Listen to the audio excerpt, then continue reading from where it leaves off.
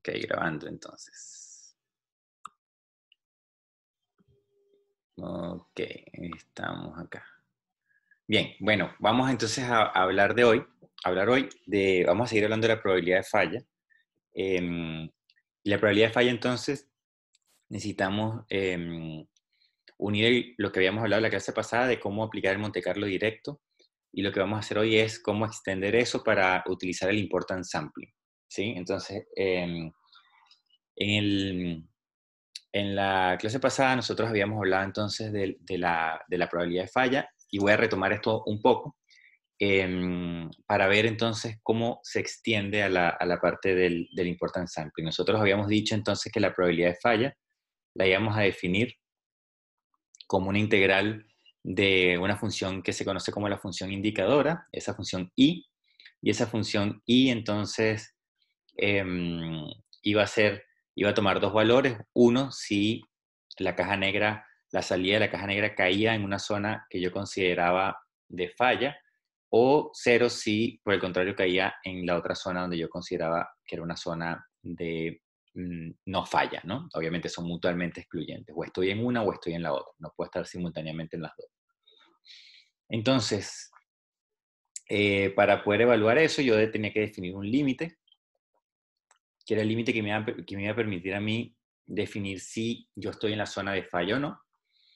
Y tenía entonces que resolver mi integral probabilística, que me indice a mí entonces cuál es la probabilidad de exceder ese límite específico que yo estaba colocando allí, ¿sí? Entonces eso es lo que nosotros estábamos haciendo. ¿Cómo nosotros aplicábamos la solución de esto? Bueno, nosotros lo que hacíamos era, teníamos el PDF de las variables inciertas, generábamos muestras de ese PDF, evaluábamos esas muestras esto aquí es teta, me equivoqué acá. Evaluábamos esas muestras en nuestra, evaluamos esas muestras en nuestra caja negra, ¿sí? Es decir, evaluamos entonces en la caja negra cada una de las muestras, y nosotros después entonces las ordenábamos de mayor a menor y construíamos un vector de probabilidad de excedencia sobre distintos valores límites, ¿sí? Entonces, nosotros habíamos dicho que podíamos operar de dos formas. Podíamos operar en una forma en la cual yo directamente evaluaba el límite, seteaba un límite particular, y entonces lo que hacía era, iba evaluando entonces cuánto valía esa función y para cada una de las muestras. Y después sencillamente hacía el promedio de esos valores, que es, digamos, el Monte Carlo en su versión más directa. Sin embargo, yo les decía que eso funcionaba solamente, o eso nos daba a nosotros información, cuando yo dejaba el límite específico en un valor de interés. Sin embargo, yo también les había comentado que nosotros podíamos extender este análisis a distintos límites. Es decir, yo puedo evaluar infinidad de límites sin tener que recurrir a mayor gasto computacional. Entonces, eso era lo que nosotros me interesaba que ustedes entendieran. Y para eso nosotros lo que hacíamos entonces era justamente ordenar esto de menor a mayor y crear ese vector. Entonces, para que esto se entienda, yo decidí aquí ahora colocarles una tablita, ¿no? Y esa tabla, la idea es tener más o menos la intuición de qué es lo que estamos haciendo nosotros en el script, para poder extenderlo ahora a lo que viene de importance sampling. Entonces yo acá, como una primera columna, les coloco un índice. Ese índice es un número que va del 1 hasta el número de muestras, solamente para identificar la muestra que yo estoy generando. ¿Sí? Digamos que el 1 es la primera muestra, el 2 y así sucesivamente, es la segunda muestra, y de esa manera puedo tener un indicador, un número identificador, perdón, de cada una de las muestras. Entonces aquí ahora en la segunda columna tengo las muestras que yo generé. Esas muestras son las muestras de la función de densidad de probabilidad, de las variables inciertas, ¿verdad? Y después tengo acá las salidas de la caja negra, ¿sí? Es decir, aquí yo tengo la caja negra evaluada en las muestras que yo tengo, ¿sí?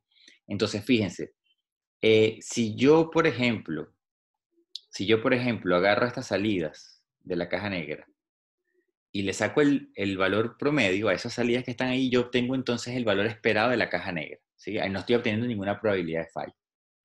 Pero lo que nosotros vamos a hacer ahora es lo siguiente. Esas muestras van a ser ordenadas, ¿sí? De mayor a menor. Es decir, acá esto va a ir decreciendo, de mayor a menor. Están ordenadas esas muestras evaluadas en la caja negra. Es decir, estoy ordenando la salida de la caja negra. Estoy ordenando aquí la función G. Esa función G evalúa en las muestras. Entonces, fíjense que el orden de las muestras para el Monte Carlo al final no interesa mucho. Lo que sí importa es para facilitar los cálculos. Entonces, una vez que yo tengo ordenadas esas muestras, yo lo que debo hacer, ¿verdad? En el Monte Carlo tradicional es tomar las muestras. En el Monte Carlo tradicional yo tomo las muestras de la función p de teta y la evalúo en el i de teta, ¿sí? Si yo hago eso, ¿verdad? Y yo me fijo un límite específico, por ejemplo, yo me voy a fijar el límite acá, un valor cuya salida, ¿verdad? Corresponde a la cuarta muestra que yo estoy evaluando, un valor límite específico. ¿Sí? Si yo hago eso, y como estas muestras están ordenadas menor y hora menor, ¿sí? Entonces cuando yo examino la primera muestra que está acá, cuando yo examino la primera muestra, yo voy a encontrar que esa muestra, el valor de la salida es mayor que el valor límite que yo estoy colocando. Yo el límite lo voy a colocar aquí, valor límite. Y, por ejemplo, yo estoy hablando aquí de que el valor límite es 1 milímetro y estos son 5 milímetros aquí. El valor límite lo estoy colocando yo. Y estos son aquí como, ponerle 0.5 milímetros. O metros, lo que sea. Entonces, como mi límite yo lo estoy estableciendo en 1 milímetro, yo lo que voy a decir acá es que esa probabilidad, esa eh, función indicadora, me dice a mí que estoy en la zona de falla, porque mi 5 es mayor que el valor de 1, ¿sí? Por lo tanto, entonces yo voy a tener que todas estas salidas que yo tengo acá, ¿sí? Van a ser fallas. Recuerden que estoy ordenando las salidas de mayor a menor. Entonces, esta función indicadora va a ser 1, 1, 1, 1 hasta que yo llegue aquí. Y después de ese valor hacia abajo, todas van a ser 0. ¿Sí? Todas van a ser 0. Entonces, ¿qué es lo que a mí me está revelando esto? Me está revelando que si yo quisiera saber cuál es la probabilidad de falla para este límite específico que está ahí de 1, yo lo que tengo que hacer es tomar todo este vector y sacar el valor promedio. ¿Sí? Eso es el Monte Carlo tradicional. Entonces, nuevamente, el Monte Carlo tradicional sería, genero muestras de P y evalúo el promedio de esas muestras de la función, evaluadas en la función I. Entonces, para un límite específico, aquí como ejemplo estamos colocando 1 metro, un metro, el valor de referencia. Entonces todo lo que esté por arriba de ese metro va a ser falla, todo lo que esté por debajo de ese metro va a ser no falla. Entonces la función indicadora va a ser 1 y 0. Y cuando yo saco el promedio de este vector que está acá, a mí me va a dar la probabilidad de falla correspondiente a este metro que yo estoy colocando aquí. Y esa probabilidad de falla es la cantidad de unos que yo tengo partido entre la totalidad de muestras que yo tengo. Y eso es lo que nosotros estamos colocando entonces del lado derecho. Entonces lo que estoy colocando yo aquí del lado derecho es la cantidad de muestras que fallaron, en este caso 4, porque yo tengo 4 muestras por encima del límite, y dividido entre el número de muestras que yo tengo. ¿Sí? Entonces, cuando yo construyo este vector que está acá, lo que yo estoy diciendo entonces es que eh, esta probabilidad de falla corresponde entonces a la probabilidad de exceder, la probabilidad de exceder este valor que yo voy a tener aquí.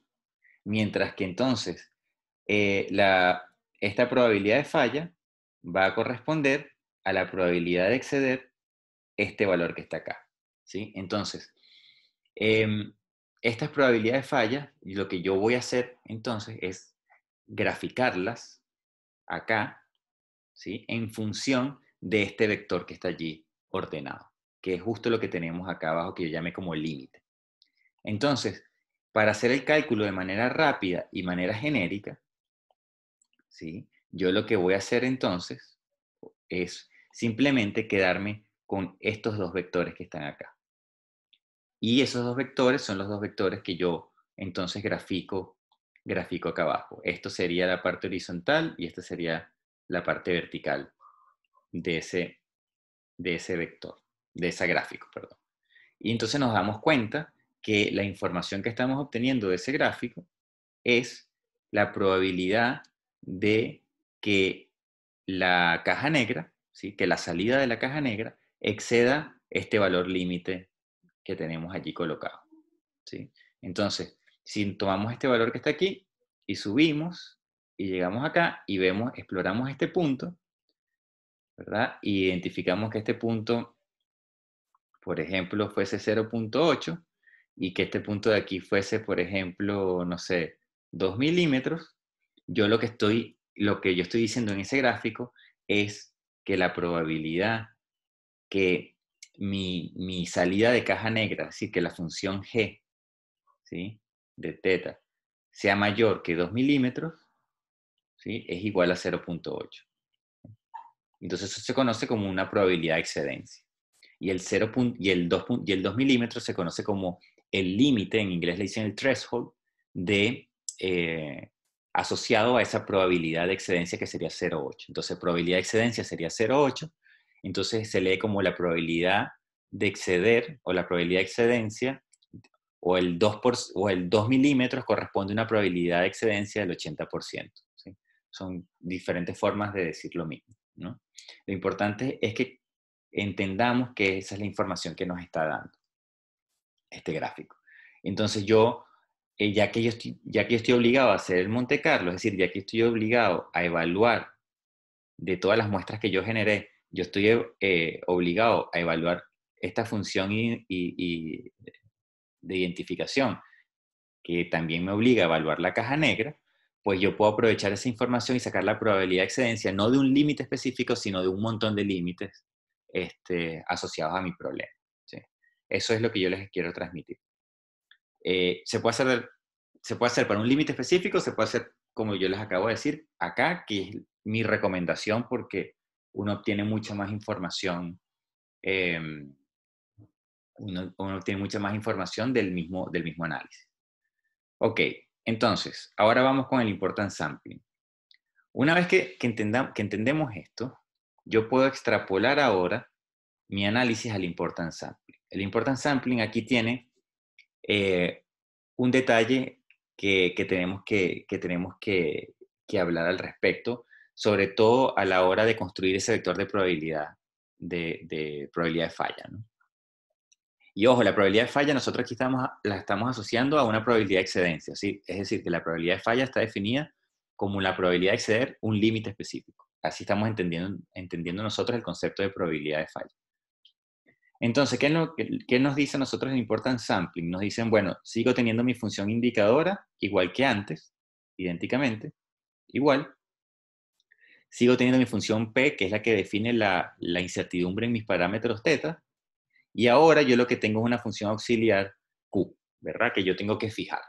Y que típicamente habíamos dicho que tenemos que fijarla donde el integrando original es máximo. Es decir, Q debería estar centrada en el máximo de I por P.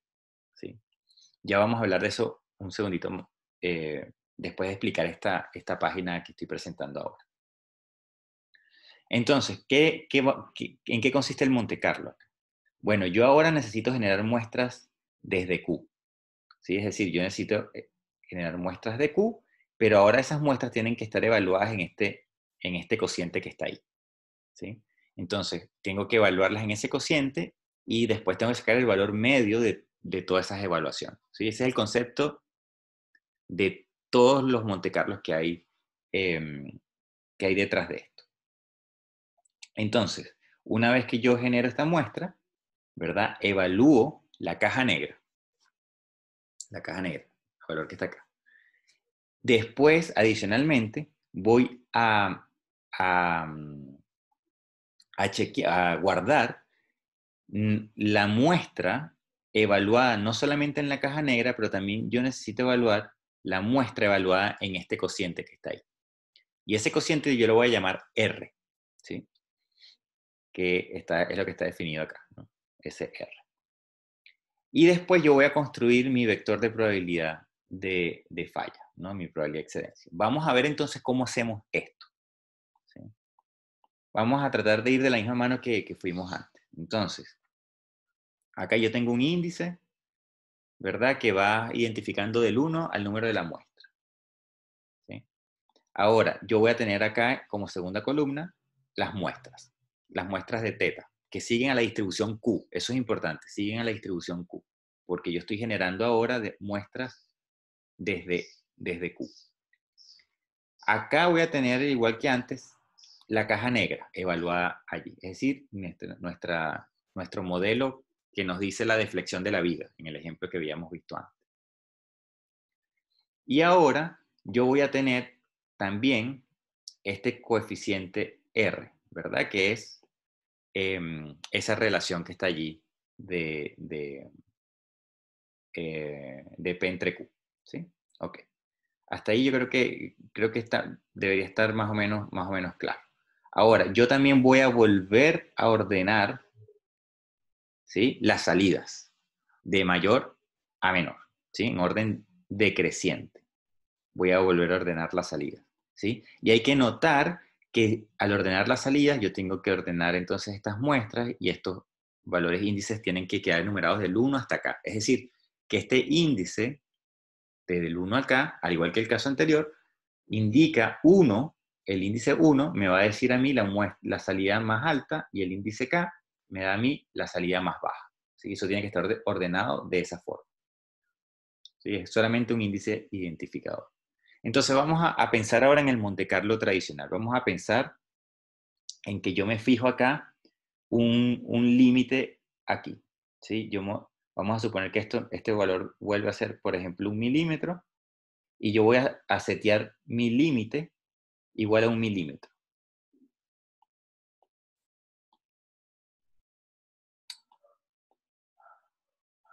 Yo voy a setear mi límite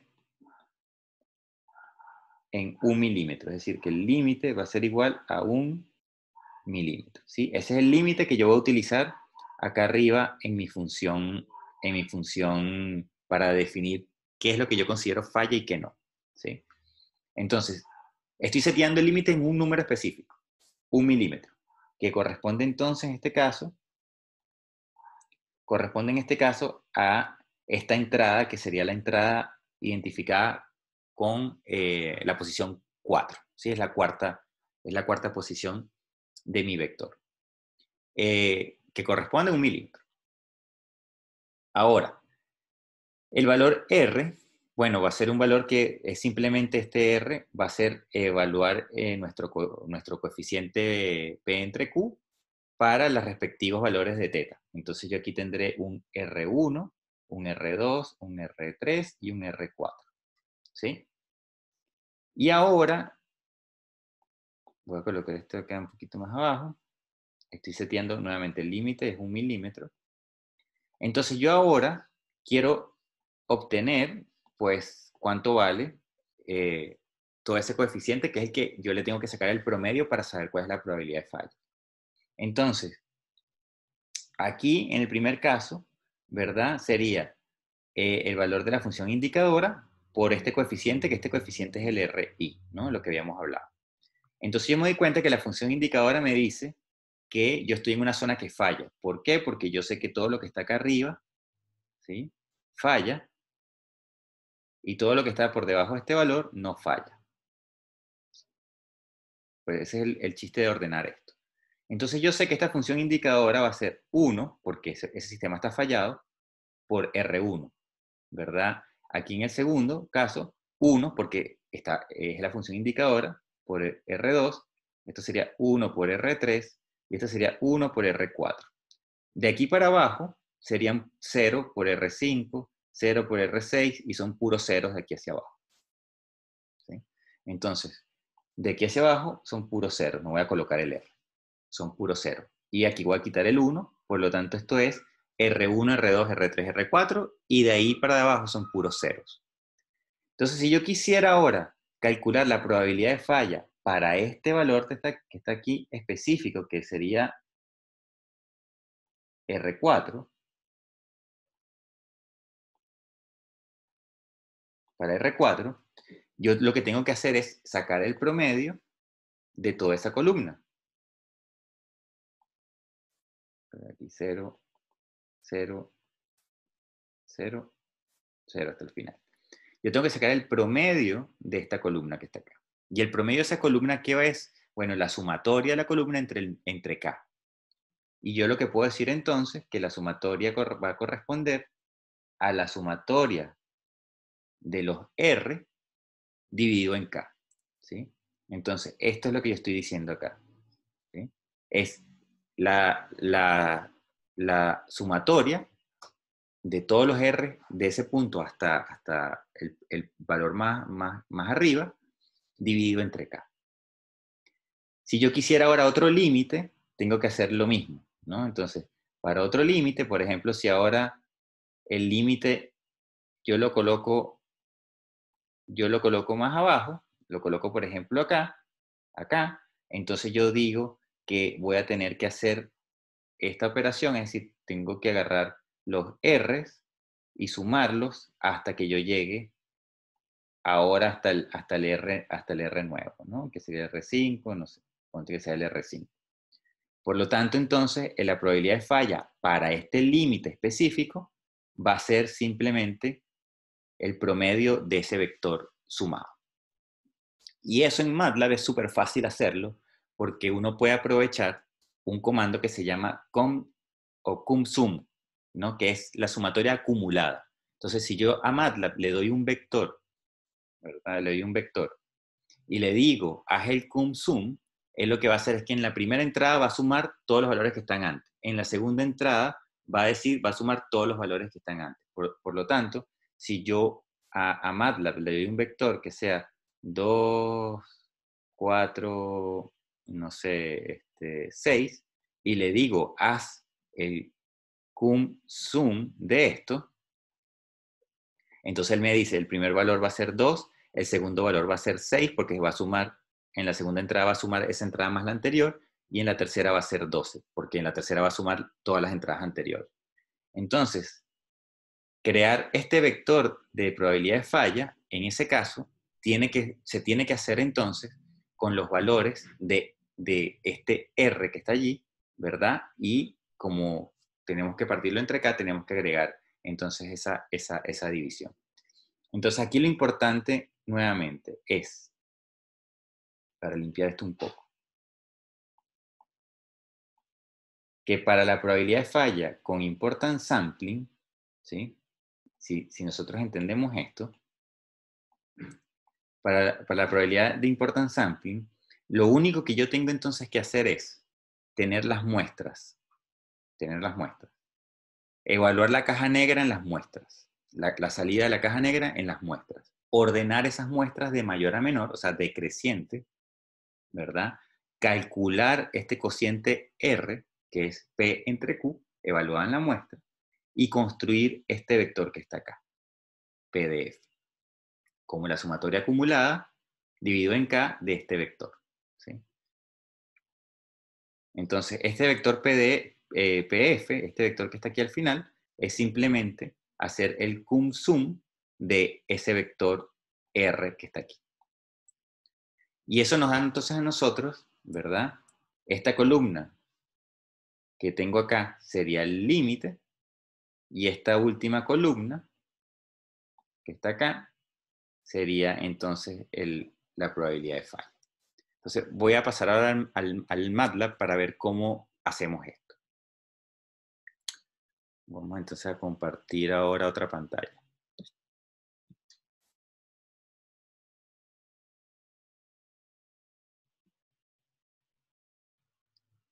Ok, entonces ahora acá yo les estoy presentando entonces nuevamente un script que está en la carpeta que yo les llamé Aquí entonces hay una carpeta que se llama integración probabilística numérica, probabilidad de falla. Y allí entonces hay una que se llama Monte Carlo Importance Sampling, ¿no? Ahí estoy es en esa carpeta. Entonces tienen nuevamente el problema de base que venimos trayendo de la viga con la carga. Tenemos entonces esta primera parte es el importance sampling, pero no para la probabilidad de falla, sino para el valor esperado de la caja negra, donde nosotros entonces, ¿qué hacíamos?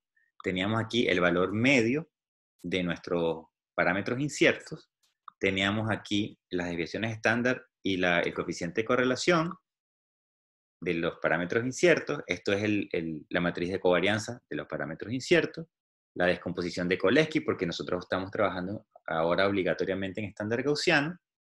Entonces ahora tengo mi función P. Mi función P, como yo pasé todo estándar gaussiano, tiene que estar centrada en 0, matriz de covarianza igual a la identidad. Y acá entonces, como yo estoy en importance sampling tradicional, estoy recapitulando el importance sampling para el valor esperado. Yo necesito entonces encontrar acá dónde se encuentra el máximo del integrando. Y el integrando es caja negra por la función P. Y entonces ese teta óptimo es el que yo voy a utilizar para centrar mi nueva función Q, que es la función auxiliar. Entonces esa función Q, yo entonces la coloco como gaussiana en este caso, centrada en ese valor óptimo que encontré del integrando, o donde el integrando es máximo, y con una desviación, con una matriz de covarianza igual que a la identidad. Y lo que nosotros hacíamos acá era entonces, generábamos las muestras desde Q, ¿verdad? De esta función Q que acabamos nosotros de setear, y evaluábamos entonces acá lo que iba dentro de la integral probabilística, que era la caja negra por P partido en Q, ¿sí? Y eso era lo que nosotros hacíamos en el caso anterior para encontrar el valor esperado de la caja negra, ¿sí? A través de un importance sampling.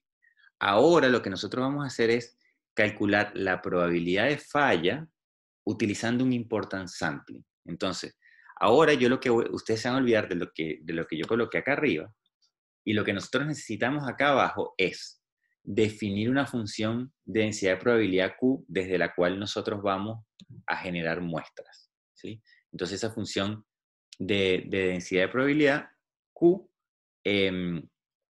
ya ahora en este caso vamos a asumir que la conocemos y vamos a asumir que es la misma que yo coloqué allá arriba. Pero esa función de densidad de probabilidad Q puede ser cualquier función deseada. Ya vamos a ver qué requisitos tiene que cumplir. Pero el hecho es que necesitamos entonces definir esa función Q, ¿sí? Entonces, por ejemplo, vamos a hacer aquí, por ejemplo, continuar más o menos con la misma lógica, de centrar esa función Q en el máximo del integrando, pero el integrando que sería caja negra por P. Ese no es el integrando que a mí me favorece. Yo vamos a ver cuál es el integrando que a mí me favorece, pero lo que me importa a mí aquí entonces es que yo, una vez que obtengo las muestras de la función Q, yo lo que hago en este primer paso, evalúo la salida de la caja negra. Entonces aquí la caja negra, esto es la salida de mi caja negra. Y acá ese cociente es lo que yo les decía que es el R, que es simplemente las muestras evaluadas en P y dividido en la función Q, ¿sí? Entonces, por acá abajo tenemos ese cociente, que es lo que yo llamaba R en los apuntes, y esta es simplemente la caja negra. Entonces, ¿qué tengo que hacer yo? Ordeno la caja negra, que es lo que yo ordeno, la caja negra, de mayor a menor, y después lo que hago es hacer la sumatoria acumulada de nuestro vector cociente, pero también tiene que estar ordenado de acuerdo a las salidas de la caja negra, ¿sí? Como los vectores que yo les coloqué en los apuntes.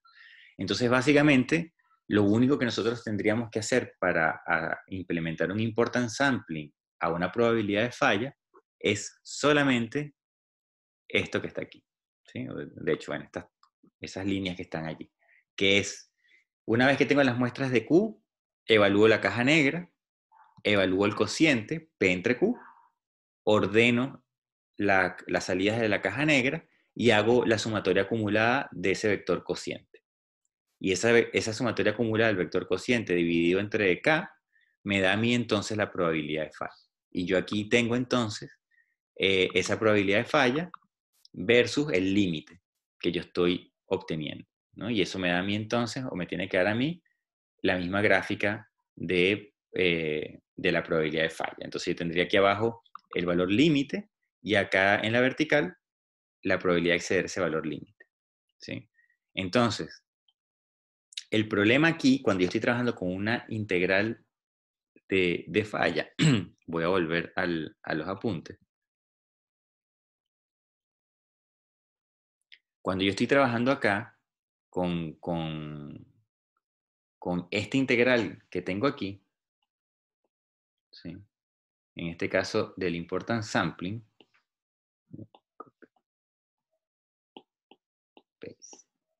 ¿sí? Lo que nosotros nos dice la teoría del importance sampling es que esta función Q yo la tengo que centrar donde ese integrando tiene su valor máximo. Entonces, eso representa un problema y es un problema no menor por el siguiente hecho. Recuérdense que nosotros venimos del problema original, que el problema original de la probabilidad de falla es sin la función Q. Es decir, este es nuestro problema base, ¿sí? Entonces, nuestro problema base, yo quiero ver ahora qué pasa con ese problema base. Recuérdense que, nuevamente, la función I es una función que vale ceros y uno, ¿no? Por lo tanto, si yo empiezo a graficar, ¿sí? En función de teta, si yo empiezo a graficar, por ejemplo, la función P de teta, ¿sí? Este es el PDF que describe las variables inciertas, ¿no? La incertidumbre del problema. Y ahora yo tengo que multiplicar ese PDF por esta función I para graficar el integrando. Pero I es una función que es discontinua. Es una función que es 1 o 0, dependiendo si yo estoy en una zona que falla o no falla. Entonces, la función I pues va a ser una función que aquí va a tener, esto va a ser un valor 1 o 0. Entonces, esto va a ser un escalón, así. Y esto puede ser, de hecho, puede tener comportamientos de cualquier manera, dependiendo de cuáles sean los tetas que hacen que la salida de la caja negra falle, ¿sí? Entonces, cuando yo veo el integrando de esa función, cuando yo veo este integrando, yo me voy a dar cuenta que ese integrando va a ser la línea roja multiplicada por la línea azul, por la línea verde. Y ese integrando, ¿sí? Cuando yo lo veo de esta manera, yo voy a terminar entonces con un integrando, lo voy a colocar en azul, que esto va a ser 0, esto va a permanecer aquí con este valor, esto va a ser 0, esto viene aquí, y esto tiene un saltico aquí, y esto así. Y voy a borrar el resto para que se vea bien.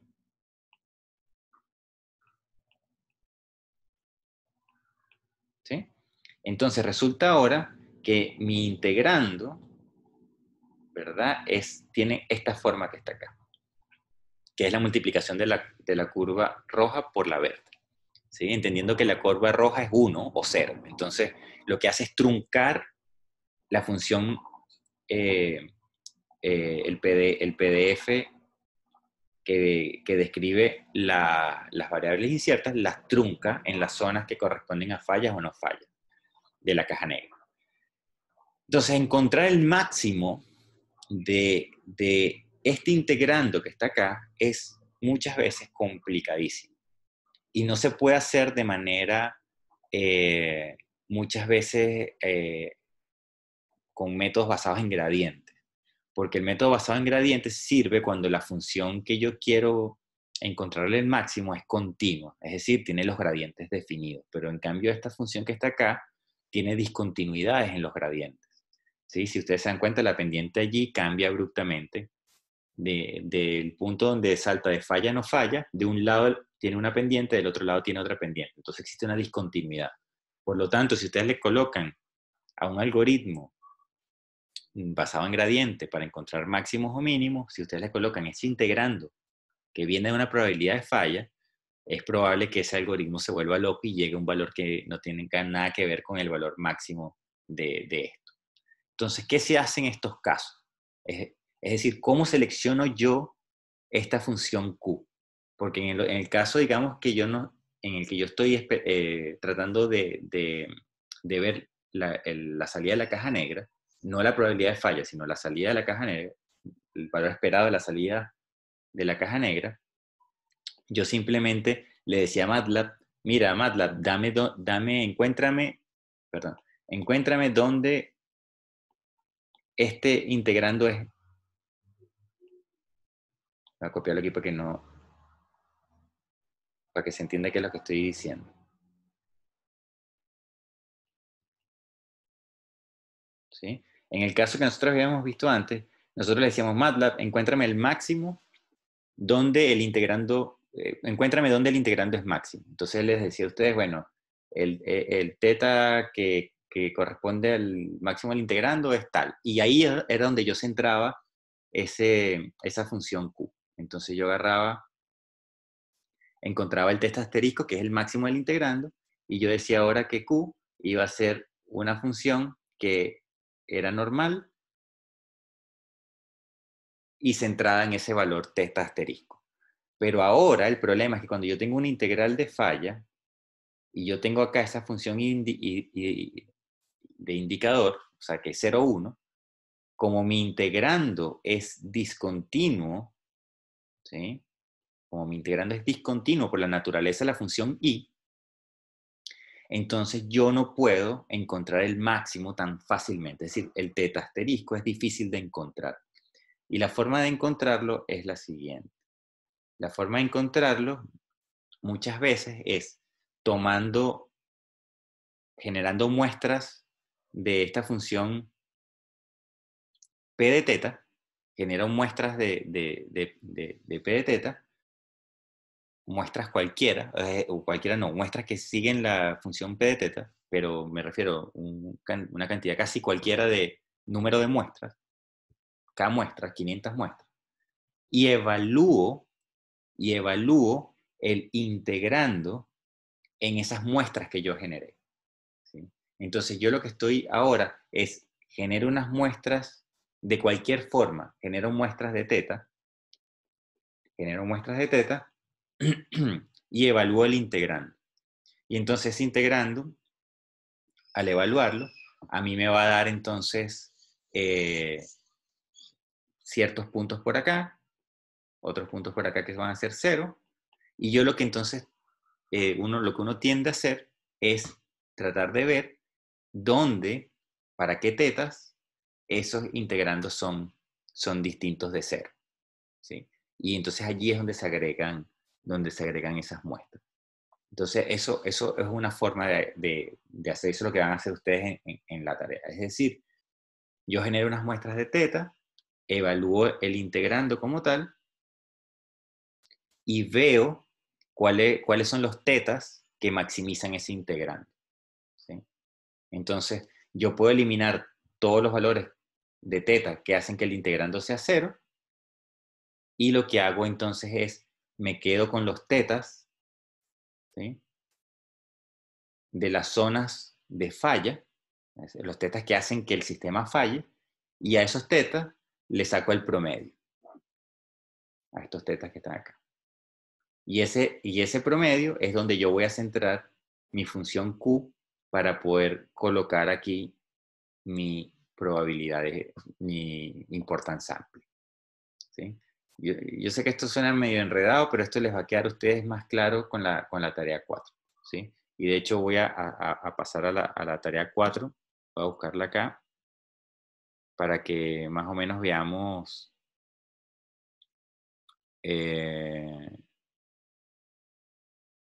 cómo, cómo la pueden enfrentar. Voy a compartir ahora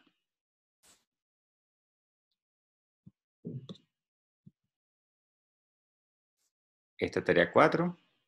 Ok, entonces, si ustedes se fijan, esta tarea 4 es nuevamente el mismo problema, los mismos valores, la misma caja negra, las variables inciertas son las mismas, el mismo PDF de variables inciertas, solamente que ahora yo quiero calcular la probabilidad de falla. Entonces, van a tener allí pues la función indicadora, bueno, 1 si la cosa falla, 0 si no falla, y después entonces yo les digo acá, la primera parte, se les piden 2000 muestras, ¿verdad? Para poder estimar la probabilidad de falla definida como la probabilidad de exceder 1.5 milímetros de deflexión. ¿Sí? Entonces, el valor límite que define la falla, aquí yo se lo estoy dando fijo. Yo le estoy diciendo, yo quiero saber cuál es la probabilidad de exceder 1.5 milímetros, ¿verdad? Entonces, ustedes van a hacer eso con un Monte Carlo directo, no con importance sampling, sino con un Monte Carlo directo, y van a reportar ahí cuál es el coeficiente de variación de esa estimación, ¿sí?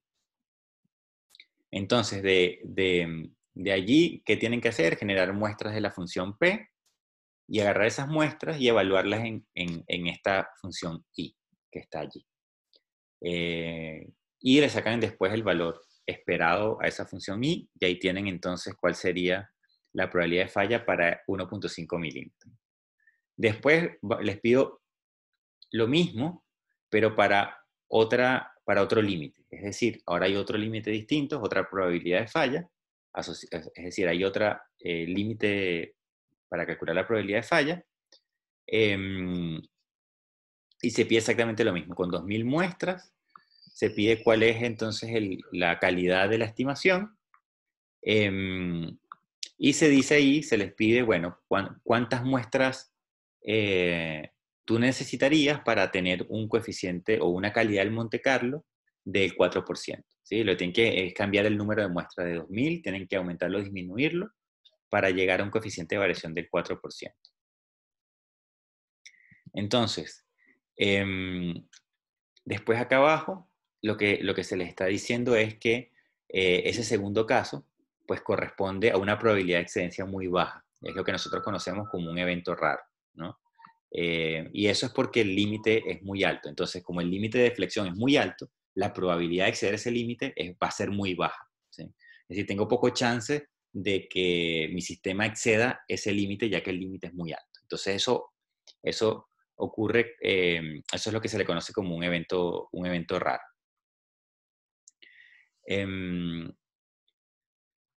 Entonces, como habíamos dicho antes, que cuando estamos ante eventos raros, no es tan fácil tener calidad del Monte Carlo para esa probabilidad de fallas que son muy bajas, porque hay muy pocas muestras que caen en la zona de falla. Entonces uno lo que vamos, o lo que van a hacer ustedes acá es adoptar un importance sampling, ¿verdad? Para aumentar la calidad del Monte Carlo, para ese caso que está allí. Entonces, van a utilizar un importance sampling para este límite que está allí. Es decir, van a recalcular ahora la probabilidad de falla para un límite de 3.5, pero ahora utilizando un esquema de importance sampling, no de Monte Carlo directo como los dos casos anteriores A y B. Entonces, ¿qué es lo que qué es lo que eso es lo que se les dice ahí? Bueno, ustedes pueden agarrar las muestras que ustedes tienen en este caso, ¿verdad? Las muestras que ustedes utilizaron para el caso B, y lo que pueden hacer es que de las muestras que fallan, las muestras que hicieron que el sistema fallara, a esas muestras ustedes simplemente le sacan un valor medio. Y en ese valor medio de las muestras que hicieron que la caja negra fallara, ustedes entonces van a tomar ese valor como un valor de importance sampling para centrar su función Q, ¿no? Aprovechando los cálculos que tenían antes. Y después lo que se les dice, que es la parte D, es considerar ahora que el límite como tal, que eso fue una de las preguntas que por ahí hicieron hace una semana, ¿qué pasa si el límite es incierto también? Entonces yo ahora voy a incorporar ese límite como incierto.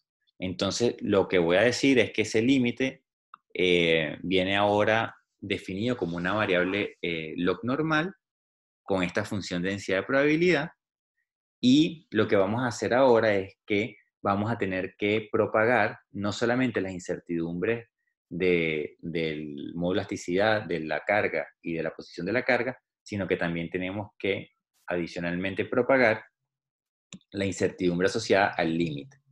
Entonces, ¿qué es lo que hay que hacer en este caso? Bueno, en este caso hay que generar muestras de módulo elasticidad, carga y posición de carga, pero también hay que generar muestras de, que sigan esta distribución para modelar entonces el límite de falla. Y entonces ahora vamos a tener 3 muestras para E, P y A y una muestra para el límite. Y entonces eso es lo que nosotros vamos a tener que utilizar en el Monte Carlo. Así que es como más de lo mismo. De todos modos, nuevamente, primero hay que caminar, tarea 3, vean cómo es el tema del Monte Carlo directo, vean cómo es el tema del important sampling para la tarea 3, que es cuando yo estoy estimando el valor esperado de la caja negra. Y después, si quieren, podemos volver aquí a esta tarea 4 para que vean cómo extender ese análisis de Monte Carlo directo y Monte Carlo important sampling, pero aplicado ahora a probabilidad de falla. ¿Sí? Entonces, eso es más o menos lo que tenemos acá.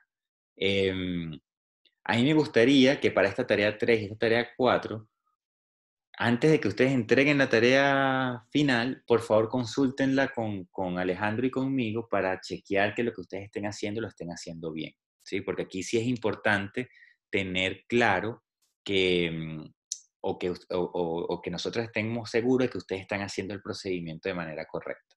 Porque si no, de aquí en adelante va a ser un desastre, ¿sí? Y de hecho, esto es de las partes más importantes que nosotros tenemos que garantizar en este curso, ¿no? Que al menos la propagación, ajá, ya va que se interrumpió, ajá, que tenemos que garantizar que al menos que la propagación esté hecha de manera correcta, ¿sí? Entonces esto es un poco la clase que tengo para el día de hoy.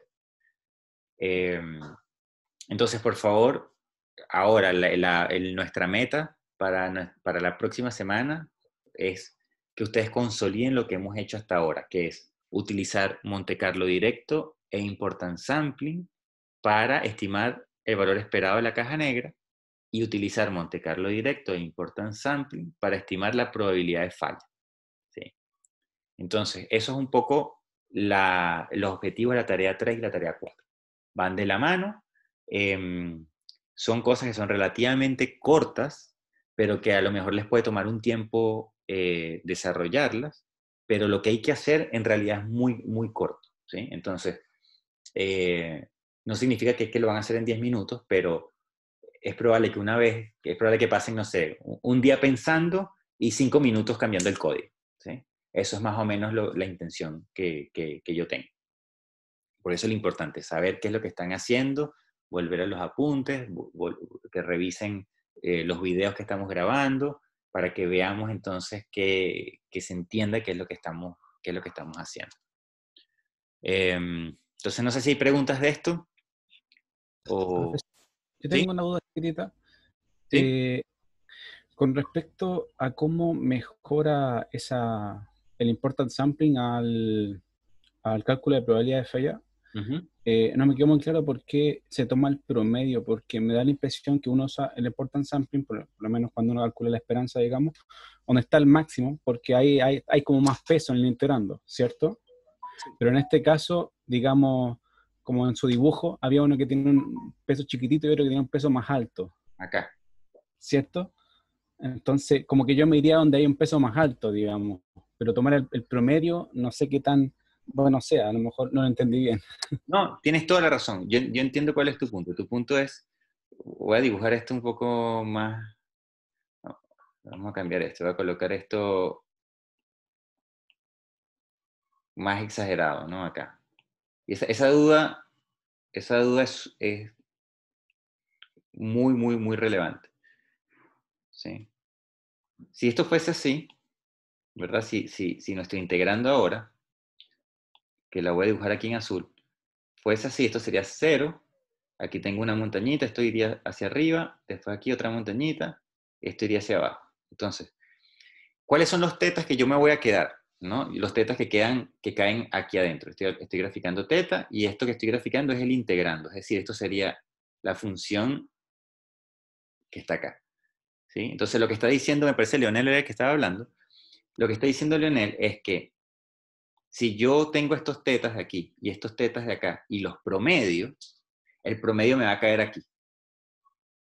Y entonces yo voy a terminar montando la función Q, la función Q, la voy a terminar montando allí. Entonces él dice, ¿por qué si uno de los cachitos que está ahí es muchísimo más grande que el otro, ¿verdad? En el caso entonces de que este cachito azul estuviese por acá arriba, por ejemplo, o inclusive hasta fuese más ancho, si ustedes quieren, si esto fuese así, ¿verdad? ¿Por qué entonces?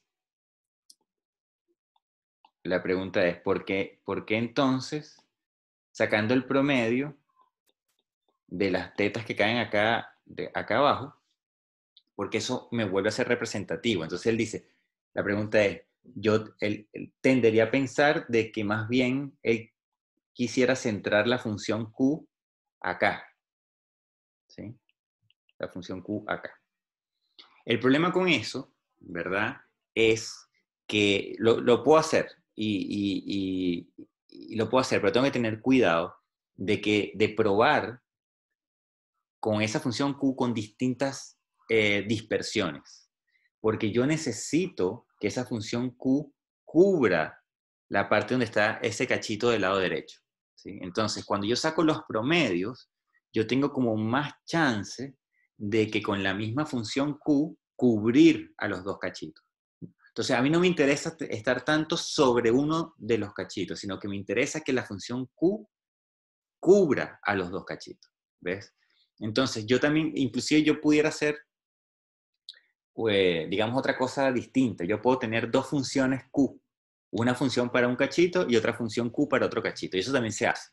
Yo puedo entonces identificar dónde tengo esto segmentado, eh, y puedo entonces ubicar una función de densidad de probabilidad Q en un lugar y otra función de densidad Q en otro lugar. Entonces hago como un importance sampling, pero de dos funciones, no desde una sola, desde dos PDF en vez de uno solo. Entonces en ese caso yo tendré que multiplicar, por ejemplo, mi variable, mi integral que originalmente es esta. Yo tendría entonces ahora que multiplicar esto por un Q1 de teta, por un Q2 de teta, y dividir esto entre un Q1 de teta y un Q2 de teta, donde entonces el Q1 está centrado en uno de los cachitos y el Q2 está centrado en el otro, ¿sí? Eso se puede hacer. Y de hecho, aquí empiezan a haber un montón de posibilidades, porque para aquellos de ustedes que saben, que sé que algunos de ustedes saben algo de Machine Learning, yo puedo empezar a utilizar, por ejemplo, algoritmos tipo K-means, que son algoritmos de clustering, de aglomeraciones de datos, que están no etiquetados. Entonces yo puedo darle, por ejemplo, todos los tetas a mi problema, todos los tetas eh, evaluados en el respectivo integrando, y yo les puedo decir, mira, dime entonces, dime dónde están acumulados los tetas. Y entonces me va a decir, bueno, tienes un cúmulo acá, otro cúmulo acá, y entonces yo, dependiendo de los cúmulos, de los tetas, yo digo, ahí voy a centrar un PDF, otro PDF en el otro cúmulo, el otro PDF en el otro cúmulo, y entonces yo puedo empezar a mezclar cosas. Yo puedo empezar a mezclar técnicas de Machine Learning para poder seleccionar dónde se ubican esas funciones Q. Entonces,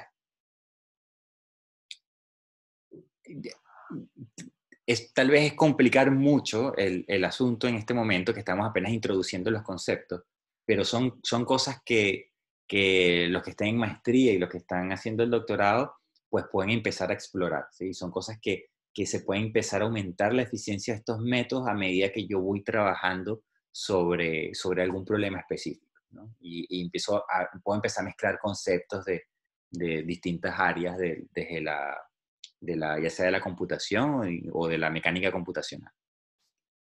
Entonces eso, digamos que, Leonel, la respuesta concreta es depende. O sea, lo puedes hacer centrado en un cachito con algo bastante ancho que cubra los otros, o centrado en la mitad de los dos cachitos. Lo que sí importa es tener idea de qué es lo que está sucediendo en el problema. ¿Sí? Eso es importantísimo. Nosotros tenemos que entender qué es lo que estamos haciendo.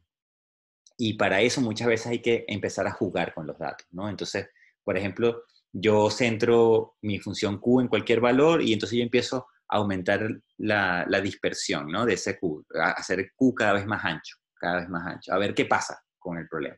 ¿Sí? A ver si pierdo eficiencia, gano eficiencia, si yo tengo saltos en el valor de la probabilidad de falla, que como que viene tendiendo hacia un número, pero de repente empiezo a saltar. O sea, yo tengo que empezar a ver qué es lo que está sucediendo en ese problema. Por eso es que se dificulta tanto tener un software comercial para propagar incertidumbre, porque todavía hay una parte que es bien artesanal, que depende mucho de la intuición de la persona y del conocimiento que tienen esas personas sobre los métodos que están utilizando. Entonces, eso es un poco, digamos, el mensaje que yo quiero traerles acá, ¿no? Hay que ojalá saber qué es lo que estamos haciendo, al menos a nivel básico. Esa intuición la necesitamos. No sé si hay otra pregunta de esto. Ojalá Gracias, con profesor. tarea 3 y 4 esto les puede quedar más claro. Sí, había una pregunta, no sé de quién. Sí, profesor, yo tengo una duda respecto a cuando usamos la función fmin. ¿Sí?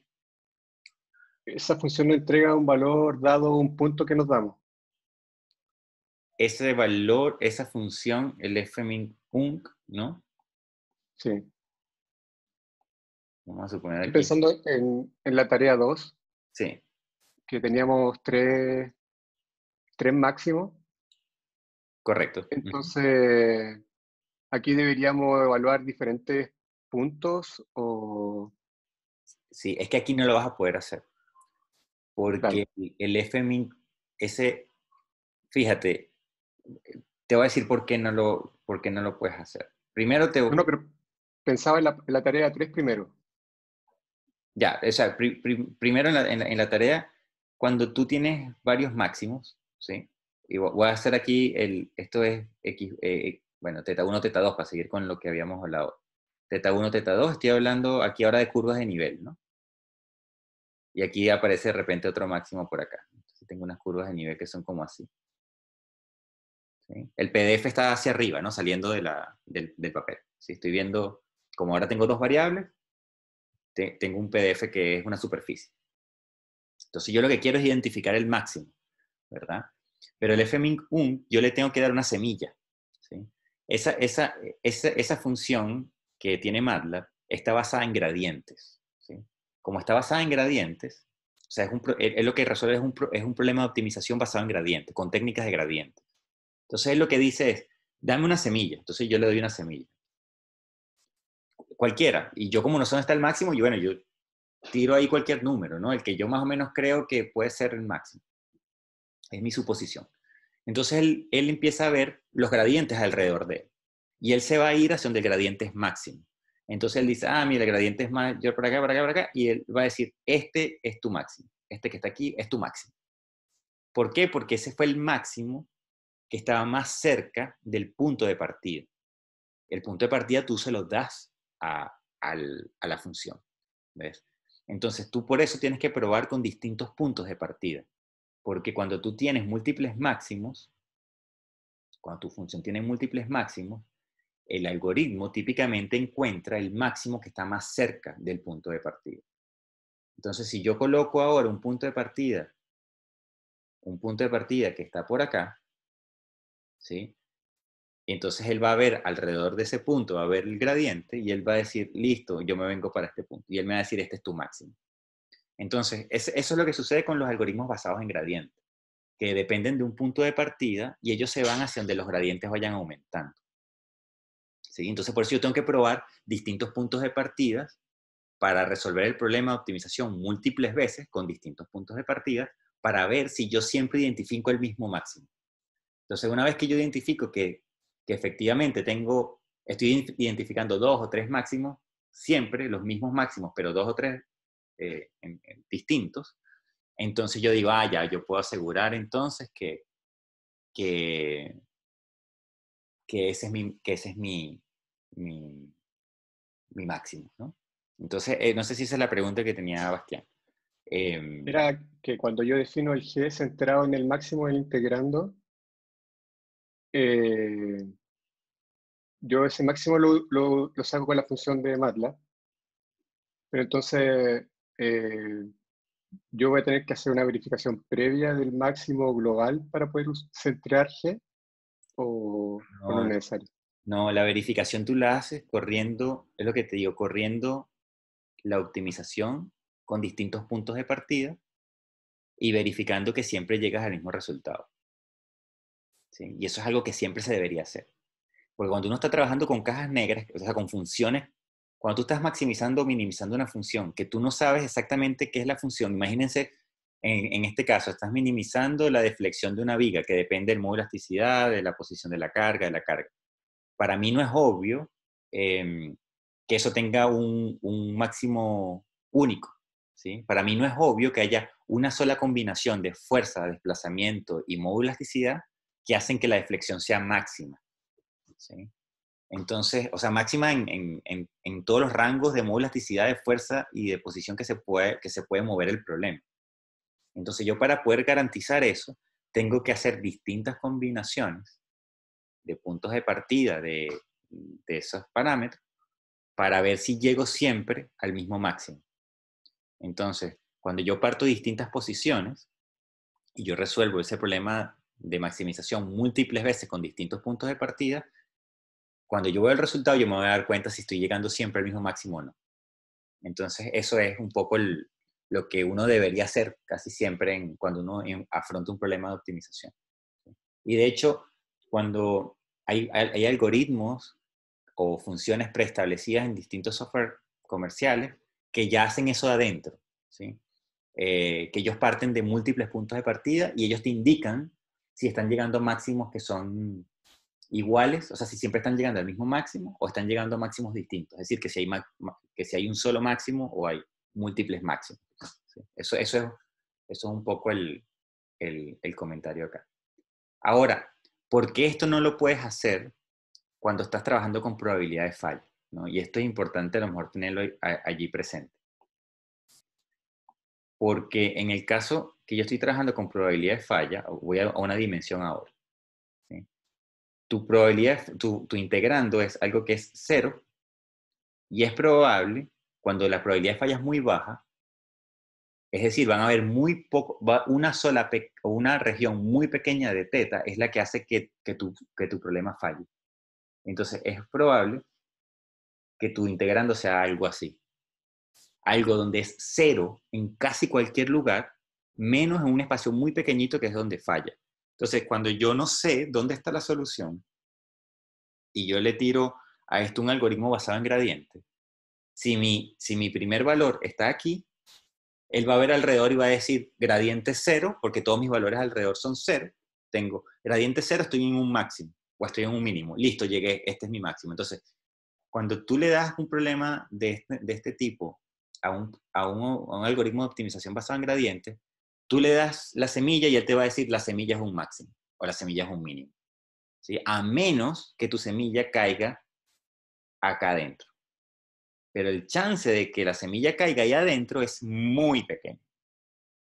¿Sí? Entonces, esto es un grandísimo problema para poder colocar un importance sampling para una probabilidad de falla.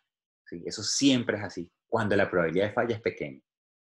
Pues la probabilidad de falla pequeña implica que esto es pequeño. Si la probabilidad de falla no es tan pequeña, si no estamos hablando del 30%, Entonces, bueno, esta función va a ser un poco más ancha y entonces hay más chances de que yo lanzándola a pegar, pues esa muestra caiga aquí adentro. ¿Sí? Y entonces yo, efectivamente, al correr mi algoritmo de optimización, él va a decir, ah, este es el gradiente, este es tu máximo. ¿Sí? Pero el problema que hay en los algoritmos de optimización para funciones que son discontinuas es ese. Sobre todo funciones que tienen valores ceros, ¿sí? Que tienen escalones.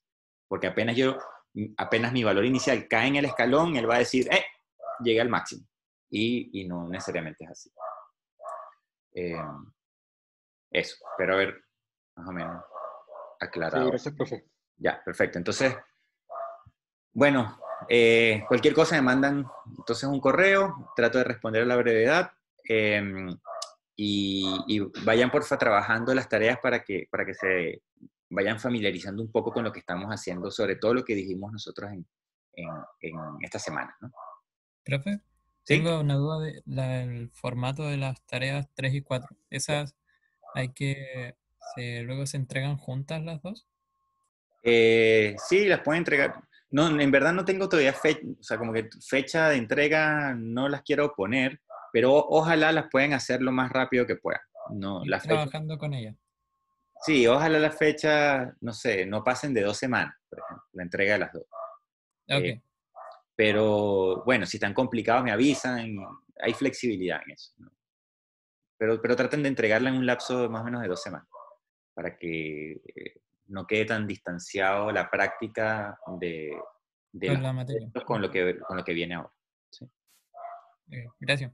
Y de formato como tal, no existe un formato más allá que un reporte, ¿no? De explicar qué es lo que están encontrando y bueno, después anexan los scripts, pero al menos una explicación de qué es lo que están encontrando y qué es lo que están haciendo. Eso. Entonces, bueno, nos vemos el día martes nosotros y cualquier cosa estamos virtualmente por correo y por atendiendo las dudas. Que tengan Gracias. un fin de semana. Gracias, Gracias, profe. Chao, profesor.